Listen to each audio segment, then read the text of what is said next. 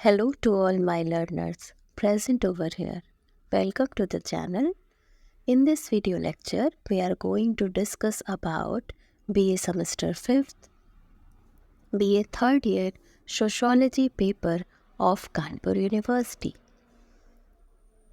आज की इस वीडियो लेक्चर में हम कानपुर यूनिवर्सिटी यानी कि छत्रपति साहू जी महाराज यूनिवर्सिटी के सोशोलॉजी की बीए सेमेस्टर 5th यानी कि बीए 3rd ईयर के पेपर को देखने वाले हैं। ये आपका बीए 3rd ईयर का या बीए सेमेस्टर 5th, क्योंकि अभी आप जानते हैं एनईपी के बाद से सेमेस्टर पैटर्न आ गया है, तो ये बीए सेमेस्टर 5th का पेपर 2 है, जो कि है रिसर्च मेथोडोलॉजी इन सोशल साइंसेस। हम इस पेपर को डिस्कस करने वाले हैं, तो सबसे पहले हम इंस्ट्रक्शंस को देख लेते हैं। जैसा कि मैंने आपको हमेशा बताया है कि जो भी इंस्ट्रक्शंस होंगे उन्हें आप ज़रूर से रीड आउट कर लें, क्योंकि कई बार जो होता है वो पैटर्न चेंज होता है, इंस्ट्रक्शंस चेंज होते हैं। ये जो है इसमें आपके ABC 3 सेक्शंस हैं और उन्हीं के अकॉर्डिंगली आपको इनके आंसर्स देने हैं और कोई भी बी कॉपी आपको प्रोवाइड नहीं होगी। अब आइए देख लेते हैं कि सेक्शन ए यानी कि जो खंड आ है आपका, इसमें शॉर्ट आंसर टाइप क्वेश्चंस हैं, यानी कि लघु उत्तरीय प्रश्न है। तो ऑल जो क्वेश्चंस हैं इसकी कंपलसरी हैं, इसके सारे क्वेश्चंस जो हैं वो अनिवार्य हैं, इनको करना ही है आपको। और ये ईच क्वेश्चन कैरीज 3 मार्क्स, यानी कि इसका जो एक क्वेश्चन है वो 3 नंबर का है और इसकी वर्ड लिमिट दी गई है अप्रॉक्सीमेटली 100 वर्ड्स। तो पहला क्वेश्चन है आपका, what do you mean by social research? सामाजिक अनुसंधान क्या होता है? इसमें सिंपली आपको पहले ये बताना है कि रिसर्च क्या होता है, फिर आप उसको सोशल रिसर्च क्या है, मतलब तो जब हम उसको समाज से जोड़ के या सोसाइटी से जोड़ेंगे तो वो सोशल रिसर्च हो जाएगा। रिसर्च होता है किसी भी चीज़ को कुछ नवीन ज्ञान खोज करने की बात की जाती है। रिसर्च, सर्च मतलब होता है खोजना, जैसा कि आप सिंपली जानते हैं, लेकिन रिसर्च मतलब जो खोजा हुआ है उसी में ही कुछ और नया खोजना। तो रिसर्च कहते हैं। सामाजिक अनुसंधान क्या है ये सब आप बताएंगे। इससे रिलेटेड आप डेफिनेशंस भी बता सकते हैं इसमें। पर्टिकुलर थिंकर्स जैसे कि गुडेन हॉट है, कॉल पियर्सन है, पीवी यंग है, ये सब आपके सोशल रिसर्च के बारे में काफ़ी लिखा है इन्होंने, तो आप उनकी डेफिनेशन भी दे सकते हैं। नेक्स्ट आता है व्हाट इज़ रिसर्च डिज़ाइन, यानी कि रिसर्च डिज़ाइन क्या है, यहाँ आपको ये बताना है। नेक्स्ट क्वेश्चन है डिफाइन प्रॉब्लम्स ऑफ ऑब्जेक्टिव, उद्देश्यों की समस्याओं को परिभाषित करना है। जब हम रिसर्च करने जाते हैं तो हम कुछ ना कुछ हमारे कुछ ऑब्जेक्टिव्स होते हैं, कुछ एम, कुछ ऑब्जेक्टिव, कुछ उद्देश्य लेकर ही हम रिसर्च करते हैं। कि हमने कोई भी चीज़ सोची तो कुछ कोई प्रॉब्लम होगी तो कुछ ना कुछ उसका एक उद्देश्य होगा, उद्देश्यहीन नहीं हो सकती रिसर्च। तो जो उद्देश्य की जो भी समस्याएं आती हैं उसके बारे में हमें बताना है। नेक्स्ट क्वेश्चन है discuss about primary data source, प्राथमिक डेटा स्रोत के बारे में चर्चा कीजिए।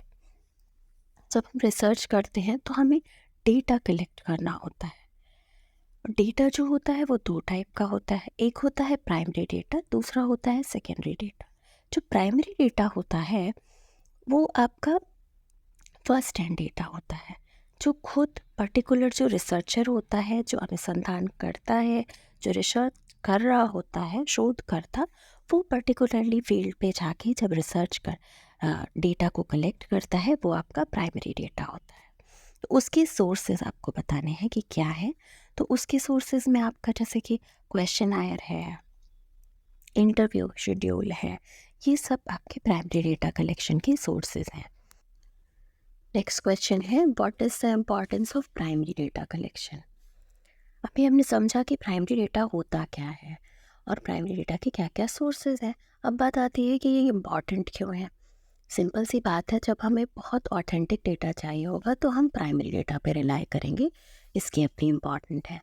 नेक्स्ट आता है discuss about secondary data sources. अभी मैंने आपको बताया कि 2 टाइप का डेटा होता है, प्राइमरी और सेकेंडरी। तो जो सेकेंडरी डेटा होता है उसके क्या क्या सोर्सेज हैं। तो सेकेंडरी डेटा जो होता है जो ऑलरेडी पब्लिश डेटा है, जैसे कि जो न्यूज़पेपर में पब्लिश होता है, जो किसी मैगज़ीन में, किसी बुक्स में, या तो और रिसर्च पेपर्स में, या किसी की थीसिस में जो चीज़ें हैं वो सेकेंडरी डेटा में आती हैं। किसी और ने उस पे काम किया और उसको आप अपने रिसर्च में यूज़ करते हैं, तो वो एज अ सेकेंडरी डेटा माना जाएगा। सेकेंडरी डेटा के सोर्सेस मैंने आपको बता भी दिए, जैसे कि न्यूज़पेपर है, जैसे कि आपके मैगज़ीन्स हैं, आपके रिसर्च पेपर्स हैं। ये सारी चीज़ें जो हैं वो सेकेंडरी डेटा सोर्सेस में आती हैं। नेक्स्ट क्वेश्चन है, discuss the difference between primary and secondary data collection. अभी हमने समझा कि प्राइमरी क्या होता है, सेकेंडरी क्या होता है, तो इनके बीच में डिफरेंसेस को बताना है।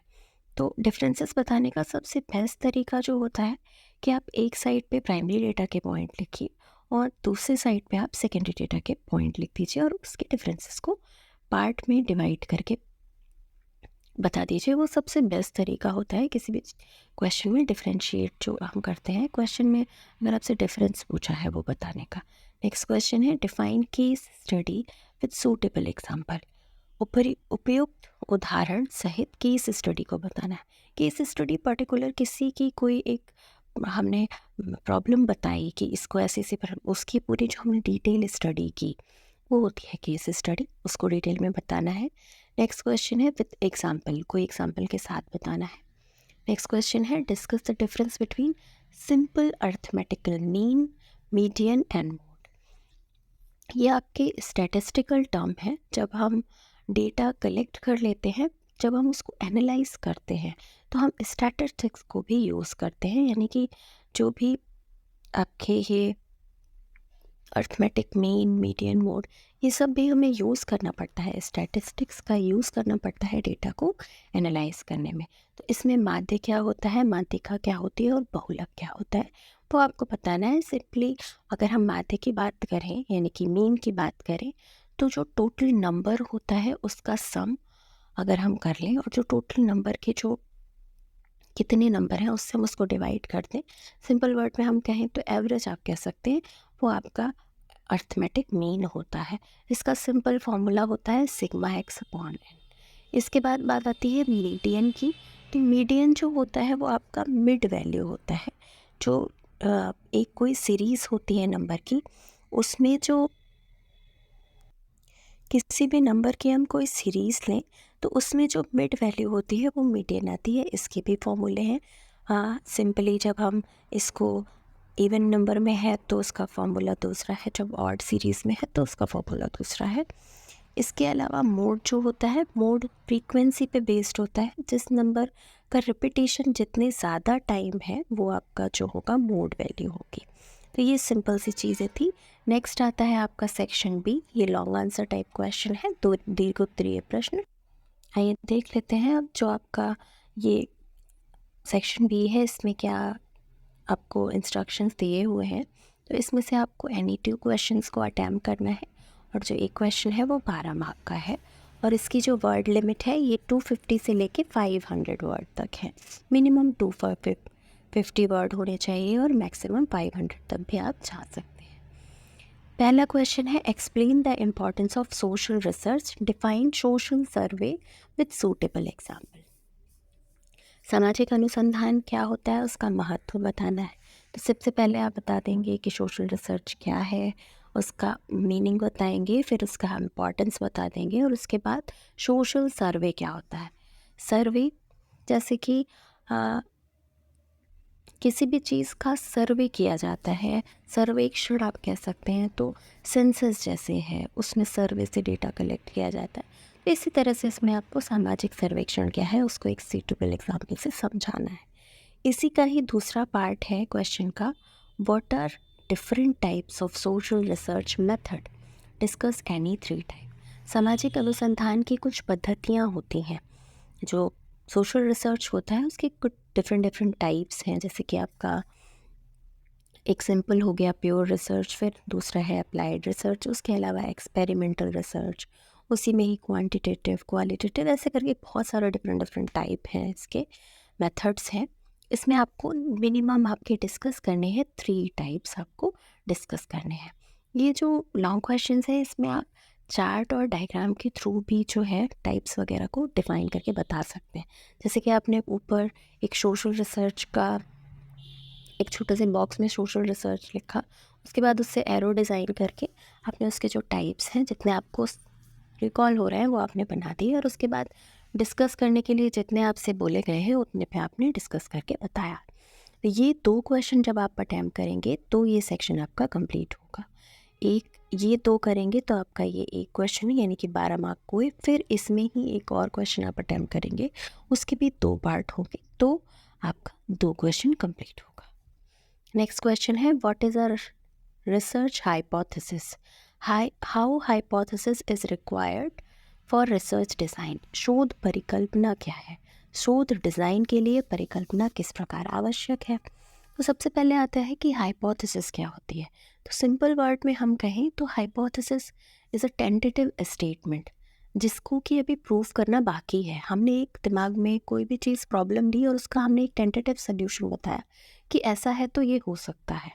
ये ज़रूरी नहीं है कि वो हो ही, उसको हम टेस्ट करेंगे लोगों पे, पहले हम डेटा कलेक्ट करेंगे, फिर उस डेटा को एनालाइज करेंगे, तब हम जाके वो बताएंगे कि ये हाइपोथेसिस प्रूव है या नहीं। तो हाइपोथेसिस क्या हुआ? एक टेंटेटिव आंसर है या टेंटेटिव स्टेटमेंट है। नेक्स्ट क्वेश्चन है, define types of research hypothesis. Research hypothesis के टाइप बताने हैं। Discuss 3 types with suitable example. Simple word में सिंपल है आपकी, एक नल हाइपोथेसिस होती है, एक अल्टरनेटिव हाइपोथेसिस होती है। नल हाइपोथेसिस को H0 से डिनोट करते हैं, अल्टरनेटिव होती है।